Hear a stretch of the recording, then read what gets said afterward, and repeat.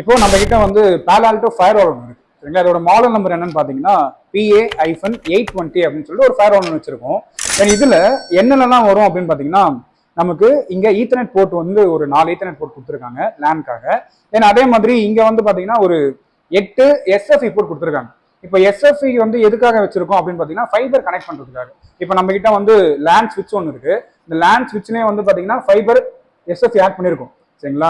அப்போ இந்த SFI வழியா நம்ம என்ன பண்ணலாம்னா நம்மளோட லேன் ஸ்விட்சையும் ஃபயர் வாலையும் கனெக்ட் பண்றதுக்கு இந்த ஃபைபர் கேபிள் நம்ம யூஸ் பண்ணிக்கலாம் சரிங்களா. நிர்மல் கனெக்ட் பண்ணுங்க.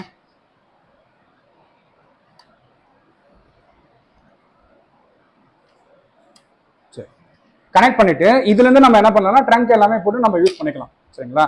தென் இங்க பக்கத்துல வந்து பாத்தீங்கன்னா ஒரு 2 லிங்க் கொடுத்துருக்காங்க HA1 HA2 அப்படின்னு சொல்லிட்டு. இதெல்லாம் இன்னும் நம்ம கிளாஸ்ல பார்க்கல. இது வந்து ஹை அவைலபிலிட்டி அப்படின்னு சொல்லுவாங்க. இது எல்லாமே நம்ம அப்கமிங் கிளாஸஸ்ல பார்ப்போம். தென் பக்கத்துல இங்க கன்சோல் அப்படின்னு சொல்லிட்டு ஒரு போர்ட் இருக்கு. அதே மாதிரி மேனேஜ்மெண்ட் அப்படின்னு சொல்லிட்டு ஒரு போர்ட் இருக்கு. இப்போ நீங்க என்ன பண்ண போறீங்க அப்படின்னு பாத்தீங்கன்னா இந்த கன்சோல் போர்ட் வழியா உள்ள லாகின் பண்ணிட்டு கன்சோல் கேபிளை யூஸ் பண்ணி உள்ள லாகின் பண்ணுங்க. லாகின் பண்ணிட்டு இந்த மேனேஜ்மெண்ட் இன்டர்ஃபேஸ்க்கு ஒரு ஐபி ஒன்று அசைன் பண்ணுங்க.